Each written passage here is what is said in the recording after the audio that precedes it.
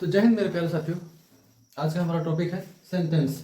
कम शब्दों में कम समय में हम लोग इसको खलास करने वाले, ठीक है, और आसानी से 12 पास करने वाले हैं। तो सबसे पहले तो समस्या ये है कि सेंटेंस कहते किसे हैं, तो सब जानता है, ये नहीं आगे बताइए, है कि नहीं?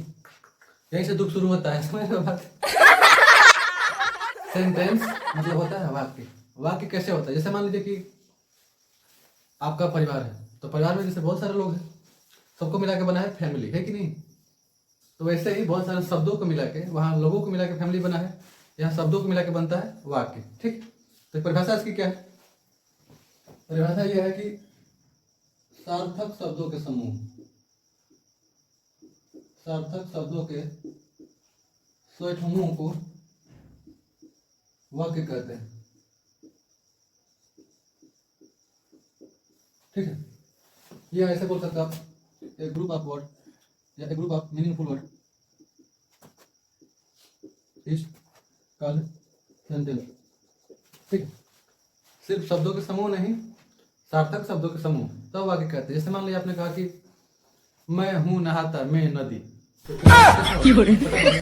लेकिन अगर आप इसको सिक्वेंस में बोलोगे कि मैं नदी में नहाता हूं, तो वाक्य का अर्थ क्लियर हो गया, सामने वाला समझ जाएगा। तो ऐसे सार्थक शब्दों के समूह को हम वाक्य कहते हैं, ठीक। अब हमको समझना है कि वाक्य के टाइप कितने हैं और कैसे पहचाने कि कौन सा वाक्य है या कौन सा वाक्य कैसा वाक्य है, ठीक। तो सबसे पहले काम हम करते हैं, किसके टाइप समझते हैं, काइंड्स ऑफ सेंटेंस, ठीक। तो इसके 3 टाइप्स हैं। Basis of their structure, there are 3 kinds of sentences. हालांकि आपने पढ़ा नरेशन में कि इसके 5 पार्ट है, ठीक है।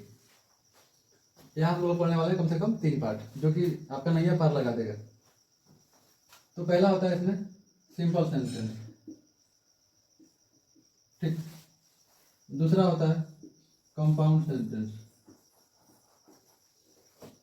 और तीसरा होता है कॉम्प्लेक्स।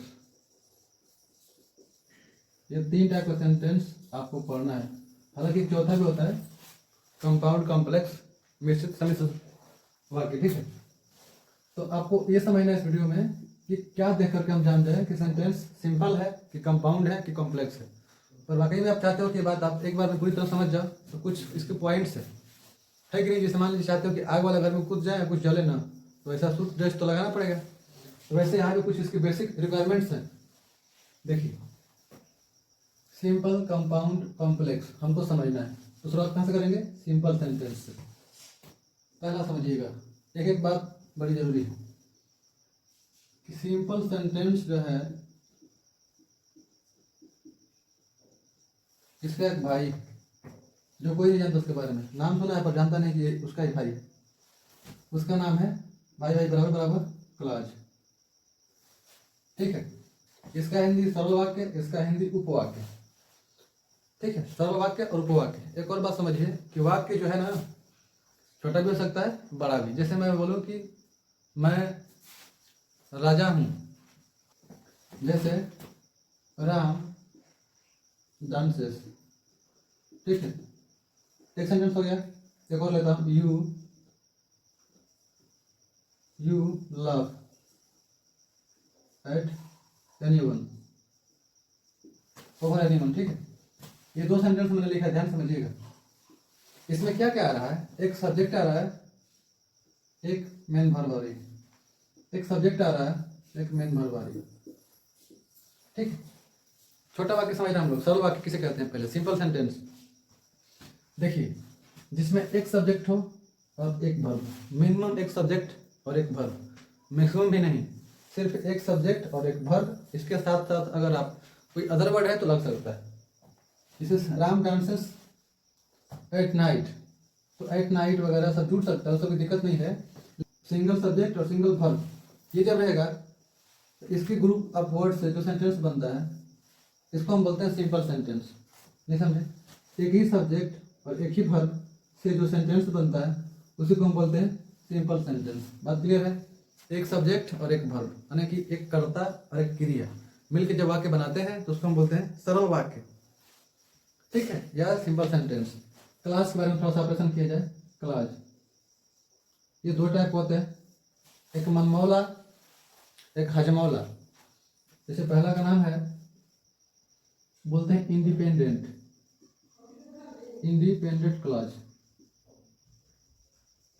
ठीक है। दूसरा जो होता है डिपेंडेंट क्लॉज, इसको हिंदी में बोलते हैं स्वतंत्र उपवाक्य, ठीक। इसको बोलते हैं आश्रित या पराश्रित, whatever you can call, ठीक है। देखिए क्लॉज क्या बड़ा हो गया, मैंने यहाँ पर समझाया था आपको, इसी का यह भाई है। तो जो चीजें मिल करके इसको तैयार कर रहे हैं, वही चीजें मिल करके इसको भी तैयार करती हैं, ठीक है। देखिए तो जो मैंने क्या बताया कि जो चीज मिल करके सेंटेंस बनाती है, सिंपल सेंटेंस, उतने चीज से बन जाता है क्लॉज। इसीलिए ये दोनों आपस में क्या है, इक्वल रैंक है। तो मैंने बोल दिया था भाई है, ठीक। तो हम क्लॉज समझ रहे हैं, थोड़ा सा जानकारी इसके बारे में भी। ये दो टाइप होते हैं, एक independent clause while other one is dependent clause. दूसरा जो है आश्रित उपवाक्य।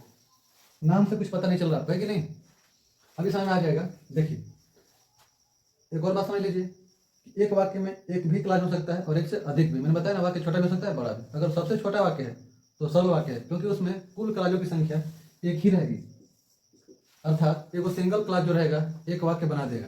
और वो वाक्य कैसा होता है, सिंपल सेंटेंस। एक ही क्लॉज से बने हुए वाक्य को हम क्या बोल सकते हैं, सिंपल सेंटेंस, ठीक है। जबकि जब बहुत सारे क्लॉज मिलेंगे आपस में, तब बनेगा या तो कंपाउंड या फिर कॉम्प्लेक्स।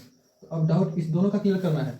एक बात तो क्लियर है कि अगर क्लॉज एक ही है, एक ही सब्जेक्ट वर्ब वाला सेंटेंस है, तो हो गया सिंपल सेंटेंस। ये तो आगे में सिंपल बात थी, लेकिन इसमें हमको क्या करना है, डिफरेंशिएट करना है, समझना है कि कौन से ऐसी पॉइंट है जिससे दोनों आपस में अलग हो रहे हैं, ठीक। देखिए तो जिस वाक्य में, एक और बात फिर से मैं रिपीट कर रहा हूँ कि जो सेंटेंस होता है उसमें एक या एक से अधिक क्लॉज हो सकते हैं। एक रहेगा तो सिंपल सेंटेंस, एक से अधिक है तो कंपाउंड हो सकता है, कॉम्प्लेक्स भी। अब उसके बीच की कड़ी जानना है कि कब कंपाउंड कब कॉम्प्लेक्स। देखिए तो मैं क्या कर रहा हूँ, क्लॉज दो टाइप के, एक आश्रित और एक स्वतंत्र। तो जिस वाक्य में चाहे कितने भी क्लॉज लगे हो, 3 4 5 6 2 3, अगर वो सब स्वतंत्र क्लॉज है, सब इंडिपेंडेंट क्लॉज है, तब उसको हम बोलते हैं कंपाउंड सेंटेंस, ठीक है। लेकिन जिस वाक्य में, जिस सेंटेंस में एक इंडिपेंडेंट क्लॉज हो, स्वतंत्र क्लॉज हो, और दूसरा आश्रित, या देखो इसकी संख्या एक से अधिक हो सकती है, लेकिन कम से कम उसमें एक इंडिपेंडेंट क्लॉज होना चाहिए। तो अगर एक स्वतंत्र उसमें उपवाक्य है और इससे एक से अधिक आश्रित उपवाक्य है, या एक भी है, तो उसको हम बोलते हैं कॉम्प्लेक्स। फिर से समझिए, जब बहुत सारे क्लॉज जुड़े हैं एक सेंटेंस बनाने के लिए, और वो सारे क्लॉज स्वतंत्र हैं, मतलब एक एक टुकड़े को जब तुम बोलोगे तो उसका अर्थ स्पष्ट रहेगा, ऐसा नहीं लगेगा कुछ बचा हुआ है, तो उसको हम बोलते हैं कंपाउंड। लेकिन जब हम बहुत सारे क्लॉज को मिलाकर सेंटेंस बनाते हैं और उसमें कुछ क्लॉज डिपेंडेंट भी होते हैं, तब उसको बोलते हैं complex.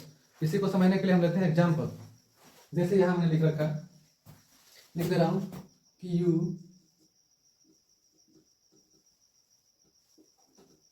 You sent me a letter. ध्यान समझिएगा, एक सब्जेक्ट एक वर्ब, बाकी सारी चीजें देखो सब्जेक्ट वर्ब नहीं है, ये अदर वर्ड्स हैं। तो सिर्फ एक सब्जेक्ट एक वर्ब रहेगा, तो वैसे वक्त हम क्या बोलते हैं हम सिंपल सेंटेंस। ये क्लियर था, यही क्लॉज भी है। अभी इसका अर्थ निकाल के चेक करते हैं। You sent me a letter, तुमने मुझे एक पत्र भेजा। क्या इसमें लग रहा है कि आपको वाक्य अधूरा है, अर्थ क्लियर नहीं कर रहा है? बिल्कुल अर्थ क्लियर कर रहा है, ठीक है। ऐसे ही हम लोग टुकड़े को बोलते हैं, ऐसी क्लॉज को हम बोलते हैं इंडिपेंडेंट क्लॉज, मतलब स्वतंत्र वाक्य या उपवाक्य, ठीक है। एक और एग्जाम्पल समझिए, यू लाफ एट एनीवन, तुम किसी पर हंसते हो, किसी पर भी हंसते हो। तो क्या इसका अर्थ क्लियर नहीं हो रहा, ठीक है। ऐसे टुकड़े को हम बोलते हैं कैसे, क्लॉज, इंडिपेंडेंट क्लॉज या स्वतंत्र उपवाक्य। ऐसे ऐसे इंडिपेंडेंट क्लॉज मिल करके जब बड़ा सेंटेंस बनाते हैं तो उसको क्या बोलते हैं, कंपाउंड।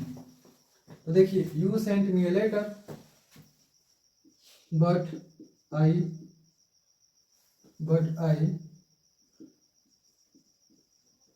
इग्नोर्ड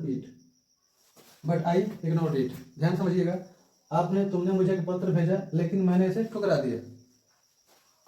ये जो बट है, अगर हम इसको हटा दें और दोनों को अलग अलग बोले, जैसे इसको कि तुमने मुझे एक पत्र भेजा, ये भी वाक्य पूरा है। तो जब अर्थ पूरा दे रहा है तो इसी को तो बोलते हैं हम क्या, इंडिपेंडेंट, मतलब स्वतंत्र क्लॉज। इसको छोड़िए, यहाँ देखिए, आई इग्नोर्ड इट, मैंने इसे ठुकरा दिया, ये भी अर्थ क्लियर दे रहा है।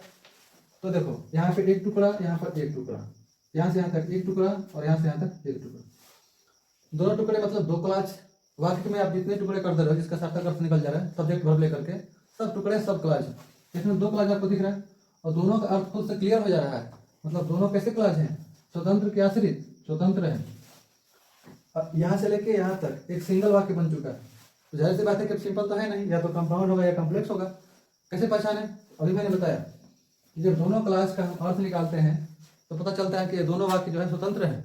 दोनों वाक्य खुद में पूरा अर्थ लेके बैठे हुए हैं और इसको हम बोलते हैं कंपाउंड सेंटेंस। ठीक है, आप किसी भी टुकड़े को बोल सकते हो, इसको भी, तो भी सामने वाला पूछेगा नहीं कि आगे की बात क्या है। लेकिन अगर मैं ये लिख दूं यहाँ पर कि she failed because she did not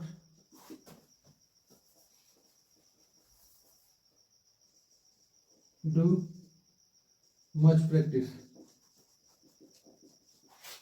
ध्यान समझिएगा, मैंने एक सेंटेंस क्रिएट किया कि she failed because she did not do much practice. अब यहाँ से एक टुकड़ा हो गया सी फेल्ड, सब्जेक्ट वर्ब दिख रहा है आपको। सब्जेक्ट वर्ब मतलब क्या है? क्लास। क्लास मतलब क्या है? सेंटेंस। कौन सा? सिंपल। एक सब्जेक्ट एक वर्ब, सिंपल सेंटेंस। यहाँ तक तो सिंपल सेंटेंस था, लेकिन इसके आगे भी है ना, इसलिए सिंपल नहीं है, या तो कंपाउंड या तो कॉम्प्लेक्स। सी फेल्ड, वो फेल हो गई, ये तो वाक्य बिल्कुल स्वतंत्र है। तो मैंने कहा कि जो कॉम्प्लेक्स होता है उसमें एक इंडिपेंडेंट क्लॉज रहेगा, एक स्वतंत्र उपवाक्य रहेगा। यह है। अब यहाँ से because she did not do much practice, she did not do much practice, क्योंकि उसने अधिक अभ्यास नहीं की। अब आपके सामने कोई आगे सीधा ये बोले क्योंकि उसने अधिक अभ्यास नहीं की, तो आपके सामने सवाल क्रिएट होगा तुरंत, किसने, है कि नहीं? तो जब वाक्य अधूरा सा लगता है तो उसको हम बोलते हैं कि वह कौन सा क्लॉज है? आश्रित उपवाक्य है या फिर डिपेंडेंट क्लॉज है। तो यहाँ से बोलने पर लग रहा है जैसे कि वाक्य में कुछ ना कुछ चीज़ें छुटी हुई है, बाकी है, मतलब कंप्लीट सेंस ये क्लियर नहीं कर रहा है। इसलिए ये वाक्य कैसा हो गया, ये टुकड़ा कैसा हो गया? हालांकि ये भी क्या है? क्लॉज ही है। सारे टुकड़े क्लॉज हो जाते हैं, ठीक, जिसमें एक सब्जेक्ट एक वर्ब आ जाए। तो ये हो गया डिपेंडेंट क्लॉज और ये रहा आपका इंडिपेंडेंट क्लॉज। तो जब एक ही वाक्य में यहाँ से लेकर यहाँ तक ये एक वाक्य है, जब एक ही वाक्य में क्या बोलते हैं हम कि डिपेंडेंट और इंडिपेंडेंट दोनों आ गए, तब हम उसको बोलते हैं कॉम्प्लेक्स सेंटेंस। जबकि अगर एक ही वाक्य में कई सारे क्लॉज तो आ गए लेकिन सभी स्वतंत्र हैं, सभी स्वतंत्र हैं, हर एक टुकड़े का आप बोल रहे हो तो सबका अर्थ क्लियर है, तो उसको हम बोलेंगे कंपाउंड सेंटेंस। जबकि एक ही सब्जेक्ट और एक ही वर्ब के साथ मिलकर के बनने वाला सेंटेंस क्या कहलाता है? Simple sentence. तो मैंने बेसिक बता दिया सारी चीज़ों का। अब हम करेंगे एक्सरसाइज। 5 सेंटेंस हम लिखेंगे और आप तय करोगे कि कौन सा सेंटेंस किस सेंटेंस को हम किस सेंटेंस में बोले, कौन सा कंपाउंड है कौन सा कॉम्प्लेक्स है। ठीक, चलिए लिखते हैं। तो चलिए चेक करते हैं कि अभी तक हमने क्या सीखा। 5 एग्जाम्पल्स हमने ले रखे हैं और उन 5 में हम ये देखेंगे कि कौन सा सेंटेंस सिंपल है, कौन सा कंपाउंड और कौन सा कॉम्प्लेक्स है। ठीक, देखिए पहला वाक्य क्या कहता है? I like A T and you like coffee. तो यहाँ से वाक्य कनेक्ट हो रहा है। इसके पहले टुकड़े को हम बोलते हैं फर्स्ट क्लॉज, पहला क्लॉज, और इसके बाद का दूसरा क्लॉज। ये चेक करना हमको दोनों का खुद का अर्थ स्वतंत्र रूप से है कि नहीं। होगा तो दोनों इंडिपेंडेंट हो जाएंगे। आई लाइक ए टी, मुझे चाय पसंद है। यू लाइक कॉफी, आपको कॉफी पसंद है। दोनों तो अपने आप में पूरा अर्थ दे रहा है। ठीक है, मतलब क्या हो गया कि दोनों टुकड़े या दोनों क्लॉज स्वतंत्र हैं। और जब दो या दो से अधिक स्वतंत्र क्लॉज मिलकर के एक वाक्य को बड़ा करते हैं तो ऐसा वाक्य क्या हो जाता है? Compound sentence. इसका नाम क्या हो जाएगा? Compound sentence. ठीक, दूसरा देखिए, I decided but you did not decide. मैंने यह निश्चय किया, मैंने तय किया लेकिन आपने तय नहीं किया। मैंने तय किया, फुल स्टॉप, आपने तय नहीं किया, फुल स्टॉप। कनेक्टिंग वर्ड क्या है? बॉट। तो ध्यान समझिएगा, इसका भी अर्थ क्लियर है, इसका भी अर्थ क्लियर है अपने आप में। ठीक, तो जब दो स्वतंत्र क्लॉज जुटेंगे तो हमेशा सेंटेंस क्या आ जाएगा? Compound. So once again this sentence is compound sentence. ठीक, तीसरा वाक्य देखते हैं हम लोग। जैसे कि he had left before we go to home. He had left before we go to home, मतलब क्या कर रहा कि वह जा चुका था हमारे जाने से पहले, है कि नहीं? हमारे जाने से पहले वह जा चुका था। ध्यान समझिएगा, कुछ ऐसे वर्ड्स हैं जिनके अर्थ, या आप ऐसे माइंड में उसको सेव कर लो कि ऐसे ऐसे वर्ड जो कनेक्टिंग का काम कर रहे हैं वो दिखते ही आप जान जाओगे कि सेंटेंस कौन सा है, जैसे आफ्टर, बिफोर, सिंस, फॉर, सो, इस टाइप के जैसे परिणाम बताते हैं, जो रिजल्ट बताते हैं, ठीक है। तो ऐसे वाक्य ऑटोमेटिक किसमें चले जाते हैं, कॉम्प्लेक्स में। ये कौन सा वाक्य हो जाएगा, कॉम्प्लेक्स सेंटेंस। जैसे यहाँ देख सकते हो आप, व्हेन, व्हेनेवर, आफ्टर, बिफोर, और ऐसे कुछ और सारे वर्ड्स हैं जो कनेक्टिंग का काम करते हैं, और उनको देखते ही आपको जान जाना है कि सेंटेंस जो है कॉम्प्लेक्स सेंटेंस है, ठीक है। चौथा देखते हैं हम लोग, ये देखिए who, whom, which, that, whose, ये जो पांचों दिख रहे हैं आपको, ये सब रिलेटिव प्रोनाउंस भी है, ठीक है। ऐसे प्रोनाउंस जो दो क्लास का रिलेशन बनाते हैं, क्या कहलाते हैं, रिलेटिव प्रोनाउंस। दो से अधिक क्लास का भी बना सकते हैं। चौथा, he is the man who was abusing you. He is the man, वह वही आदमी है जो आपको गाली दे रहा था, जो आपको गाली दे रहा था। अगर मैं यहाँ से सिर्फ बोल दूं कि जो आपको गाली दे रहा था, तो लग रहा है ना कि आगे कुछ बाकी जैसा है। तो जब ऐसी वाली फीलिंग आ रही है तो समझ जाओ कि वाक्य कौन सा है, कॉम्प्लेक्स। क्योंकि जब अधूरा अधूरा सा लग रहा है तो हो गया कैसा वाक्य, आश्रित वाक्य, डिपेंडेंट क्लास। तो उसको बुद्धि देने के लिए, पावर देने के लिए, स्टेबल करने के लिए, साथ में इसके पड़ोसी जो है एक तो डिपेंडेंट नहीं बल्कि इंडिपेंडेंट क्लास है, इंडिपेंडेंट क्लास, ठीक है। जो भी बोल रहा आप, स्वतंत्र उपवाक्य और मिश्रित उपवाक्य, जब दो मिलते हैं तो हमेशा क्या बनता है, सेंटेंस बनता है कॉम्प्लेक्स सेंटेंस। ये हो गया कॉम्प्लेक्स सेंटेंस, है ना। ये ऐसे देख लीजिए, हु, आगे नहीं इसमें, ये सब शब्द थोड़ा सा माइंड में छाप लो, अच्छा रहेगा।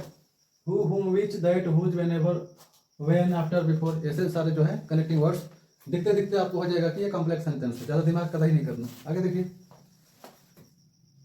एक और चीज है कि अगर आप इसको छोड़ दीजिए, इसको पढ़िए, तो अर्थ फिर क्लियर नहीं हो रहा है। जब अर्थ क्लियर नहीं होगा तो इसमें दो टाइप के क्लास आए होंगे, एक आश्रित और एक स्वतंत्र। और जब भी स्वतंत्र और आश्रित उपवाक्य आएंगे तो वाक्य क्या होने वाला है, कॉम्प्लेक्स। एक last example, I missed the train because I did not care on time. मैंने क्या किया, गाड़ी छोड़ दी क्योंकि समय पर ध्यान नहीं दिया। देखिए बता रहा है रीजन ना, परिणाम बता रहा है, रीजन बता रहा है, ट्रेन क्यों छूट गई। अगर मैं यहाँ से इसको छोड़ करके फर्स्ट जो क्लास है इसको छोड़ दूँ और यहाँ से पढ़ूँ तो क्या अर्थ निकलने वाला इसका, because I did not care on time, क्योंकि मैंने समय पर ध्यान नहीं दिया। तो आपको लगेगा कि कुछ बात इसमें छूटा हुआ है। जब जब ऐसा फील आए तो वो वाक्य क्या होने वाला है, कॉम्प्लेक्स सेंटेंस। एक बार फिर से मैं समराइज कर देता हूँ। A group of word which gives a complete meaning is called sentence. मतलब शब्दों का ऐसा समूह या सार्थक शब्दों के समूह का वाक्य कहते हैं, ठीक। फिर हमने क्या पढ़ा कि वाक्य तीन प्रकार के थे, पहला सिंपल सेंटेंस, दूसरा कंपाउंड और तीसरा कॉम्प्लेक्स। सिंपल में क्या पढ़े थे कि एक सब्जेक्ट और एक वर्ब रहेगा, बाकी कुछ अदर वर्ड्स आ सकते हैं। तो ऐसे हम टुकड़े को या छोटे से वाक्य को हम क्या बोलते हैं, सिंपल सेंटेंस। मैंने भी बताया था कि बहुत बड़े बड़े वाक्य जो होते हैं उसमें बहुत सारे क्लास होते हैं, बहुत बहुत उपवाक्य होते हैं, ठीक। तो सिंपल सेंटेंस क्लियर हो गया कि एक सब्जेक्ट एक वर्ब और कुछ अदर वर्ड्स मसाले लेकर के, ठीक। दूसरा क्या है, कंपाउंड सेंटेंस। इसमें हमने क्या कहा था कि इसमें छोटे छोटे जो उपवाक्य थे कई सारे हो सकते हैं, लेकिन वो सब एक ही कैटेगरी के होंगे। एक ही कैटेगरी मतलब कि सारे जो उपवाक्य होंगे, सारे क्लास जो होंगे सब इंडिपेंडेंट होंगे, स्वतंत्र होंगे। जब उसको हम तोड़ेंगे तो एक एक टुकड़े को बोलेंगे तो भी ये नहीं फील आएगा कि कुछ चीज़ें अधूरी है। जैसे हम गए दिल्ली, तुम गए आगरा, हम किने गमछी, तुम किने घाघरा। तो आप समझिए बात को, सिंगल सिंगल जो ये लाइन दिख रहा है आपको, छोटा छोटा सेंटेंस, ये सब स्वतंत्र है, किसी का भी अर्थ किसी के बिना अधूरा नहीं हो रहा है। तो इस प्रकार के हम आपको क्या बोल रहे थे, हम बोल रहे थे कॉम्प्लेक्स नहीं, कंपाउंड सेंटेंस, ठीक है। अब कुछ आपको इसे बेसिक समझ लीजिए कि अगर एंड दिख जाए, ये दिख जाए, बट दिख जाए, ऐसे जो कनेक्टिंग वर्ड है दिखते दिखते आपको समझ जाना चाहिए कि इसके अगल और बगल दोनों साइड के जो वाक्य होंगे ना सब स्वतंत्र होंगे, मतलब कंपाउंड सेंटेंस में होंगे। तीसरा कॉम्प्लेक्स समझना है, एक बार इस पर भी नजर डाल लीजिए कि अगर रिलेटिव प्रोनाउन आ गया, उसके अलावा when, whenever, after, before, so, hence, therefore, ऐसे वर्ड्स आ रहे अगर तो कॉम्प्लेक्स सेंटेंस। दूसरी बात कॉम्प्लेक्स में ये बताया गया था कि इसमें क्या होता है कि सारे जो टुकड़े हैं, सारे जो क्लासेस हैं सब स्वतंत्र नहीं रहते हैं, ना ही सब आश्रित रहते हैं। इसमें कम से कम एक स्वतंत्र उपवाक्य होता है, बाकी कितने सारे आश्रित उपवाक्य हो सकते हैं, ठीक। तो ये था एक छोटा सा वीडियो सेंटेंस के ऊपर। मिलते हैं कुछ नई चीज़ के साथ। जय हिंद।